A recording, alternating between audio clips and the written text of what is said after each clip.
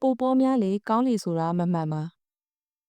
အမေရိကန်လူမျိုးတွေဟာအရင်ခေတ်အဆက်ဆက်ကထပ်ပိုပြီးချမ်းသာကြွယ်ဝတဲ့လူအဖွဲ့အစည်းမှာနေကြတယ်လို့ပြောရင်မှန်ပါလိမ့်မယ်ခန့်မှန်းခြေစီးရင်စရာတွေရကမ္ဘာလူဦးရေရဲ့6%သာရှိတဲ့အမေရိကန်နိုင်ငံမှာနေထိုင်ကြသူတွေဟာကမ္ဘာပေါ်ကထွက်ရှိသမျှတဘာဝတယံဇာတတွေရဲ့တဝက်ကိုသုံးစွဲနေကြတယ်လို့ဆိုပါတယ်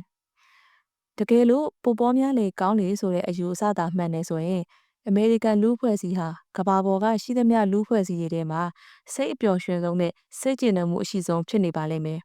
။ဒါပေမဲ့မဟုတ်ပါဘူး။အဲ့ဒီလောက်နီးနီးဆက်ဆက်တောင်မဟုတ်ပါဘူး။အမှန်ဝန်ခံရရင်အမေရိကန်လူဖွဲ့စည်းဟာကမ္ဘာပေါ်မှာစိတ်မပျော်ရွှင်ဆုံးစိတ်မကျေနပ်မှုအဖြစ်အများဆုံးလူဖွဲ့စည်းပါ။ခေါင်းစဉ်မှာပိုပေါများလေကောင်းလေဆိုတဲ့အယူအဆကိုစွန့်လွတ်လိုက်ပါလို့ပြောထားလို့ကျွန်တော်တို့မှာရှိသင့်တာထက်ပိုရှံပြီးရှိနေခြင်းဟာမကောင်းဘူးမှားတယ်လို့မဆိုလိုပါဘူး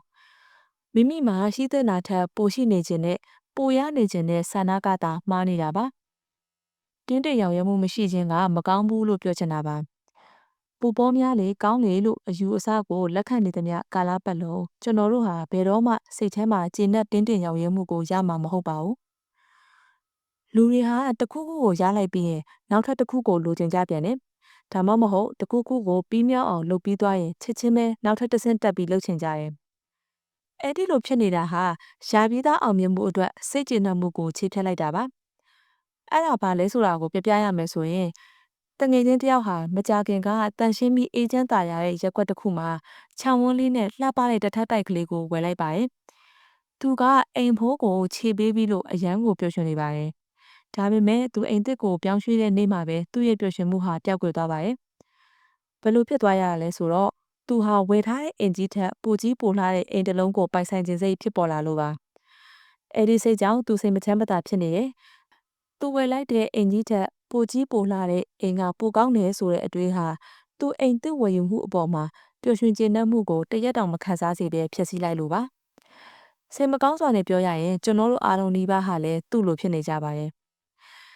တိဘက်ဖုံးတော်ကြီးဒလိုင်းလာမက1989ခုနှစ်မှာငြိမ်းချမ်းရေးနိုဘယ်ဆုကိုချီးမြှင့်ခံရပါတယ်။ဆုချီးမြှင့်တဲ့အခမ်းအနားအပြီးမှာသတင်းတောက်တစ်ယောက်ကသူ့ကိုအခုလိုမေးလိုက်ပါတယ်။အရှင်ဘုရားနောက်ထပ်ဘာတွေများဆက်လုပ်ဖို့စိတ်ကူးထားပါသလဲတဲ့။သတင်းလောက်ဆိုလိုတာကဒလိုင်းလာမဟာနောက်ထပ်ဘလို့ဆုတွေထင်ပေါ်ကျော်ကြားမှုမျိုးတွေကိုရယူအောင်ပါလေလို့မေးလိုက်တာပါ။ဖုံးတော်ကြီးကသူဘာမှမလိုချင်ဘူးလို့ဖြေလိုက်ပါတယ်။ကျွန်တော်တို့ဟာဖုံးတော်ကြီးလိုစိတ်မျိုးထားနိုင်ကြရဲ့လား။ကျွန်တော်တို့ဟာဘာလို့လို့အိမ်တလုံးသို့မဟုတ်ကားတစ်စီးကိုဝယ်ပြီးသွားရင်ဘဝလက်တွဲပေါ်ရပြီးသွားရင်အဝယ်စားအသစ်တွေဝယ်ပြီးသွားရင်နောက်ဆုံးကုံကုံပြောရရင်ဂုံနှူးဆောင်ပွဲတစ်ခုခုကိုချီးမြှင့်ခံရရင်တော့မလုံလောက်ဘူးလို့ထင်နေတတ်ကြရဲ့နောက်ထပ်အသစ်တွေကိုလိုချင်နေကြတယ်ပိုပေါများလေကောင်းလေဆိုတဲ့အယူအဆကိုမစွန့်လွတ်နိုင်မှုဖြစ်နေကြပါရဲ့ဒီလိုမဖြစ်စေဖို့ပိုများတိုင်းကောင်းတာမဟုတ်ဘူးဆိုတာကိုကျွန်တော်တို့ကိုအမြဲတမ်းပေးနေဖို့လိုပါတယ်ရှိတာနဲ့ရောင်ရဲတင်းနေစွာနေတတ်ဖို့လိုပါတယ်အခုလိုရှိတာနဲ့ကျေနပ်ဖို့ပြောခြင်းဟာရှိတာထက်ပိုရအောင်မကြိုးစားသင့်ဘူးလို့မဆိုလိုပါဘူး။ဒါပေမဲ့ရှိတာထက်ပိုရချင်တာဟာရမယ်လို့မသေးချာမရေရပါဘူး။ပျော်ရွှင်မှုကိုမသေးချာမရေရတဲ့အရာတွေပေါ်မှာတည်မီမနေသင့်ပါဘူး။ရှိတာလေးနဲ့ကျေနပ်ပျော်ရွှင်အောင်လက်ရှိနေတဲ့အရာတွေပေါ်မှာအာရုံထားသင့်ပါတယ်။ရဖို့မသေးချာတဲ့အရာတွေပေါ်မှာအာရုံမထားသင့်ပါဘူး။ဒါကြောင့်ကျွန်တော်တို့ရဲ့ခေါင်းထဲမှာ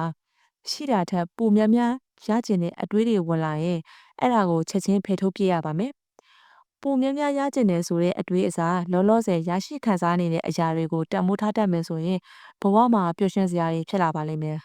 ။ပျော်ရွှင်မှုကိုတိုင်းတာတဲ့အကောင်းဆုံးနည်းလမ်းကမိမိမှာရှိနေတာနဲ့လိုချင်နေတာကိုခွဲခြားပြီးမြင်တတ်ဖို့ပါ။ရှိနေတာထက်ပိုပြီးလိုချင်နေသူဟာပျော်ရွှင်မှုကိုလိုက်ရှာနေသူဖြစ်ပါတယ်။သူဟာလိုချင်တာကိုမရရင်ပျော်ရွှင်မှုကိုလည်းရမှာမဟုတ်ပါဘူး။ရှိတာနဲ့ကြောင်ရွေးတိတ်တိတ်နေသူဟာပျော်ရွှင်မှုကိုရနေသူဖြစ်ပါတယ်